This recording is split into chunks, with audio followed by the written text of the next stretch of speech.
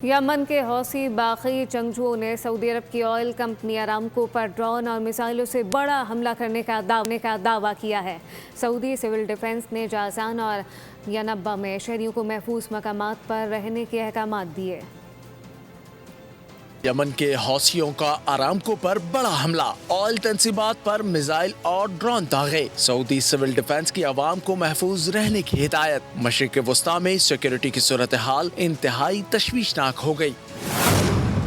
Yemen की बागी हौसी तंजीम अंसारुल्लाह ने दावा किया है कि उन्होंने सऊदी अरब की सबसे बड़ी निफ्टी कंपनी अरामको की अहम तरीन तंसीबात को निशाना बनाया है। बागियों के मुताबिक ये इकदाम यमन के अहम सूबे हुदैदा, वहाँ की तिजारती बंदरगाह और कुमरान जजीरे पर की जाने वाली सऊदी फिजाई कार्रवाइयों के इंतकाम में किया गया है। हौसियों ने दावा किया है कि सऊदी शहरों जाज़ान और याम्बो में वाक़े आरामको तंसीबात पर दर्जनों बैलिस्टिक और क्रूज मिसाइलों समेत ड्रोन से हमले किए गए। सऊदी हुकूमत या आरामको इंतजामिया ने हमलों पर कोई बाज़ाब्ता बयान जारी नहीं किया।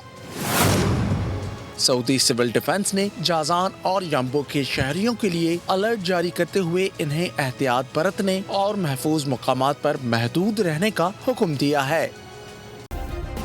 सब्सक्राइब करें और बेल दबाएं ताकि कोई खबर रह न जाए।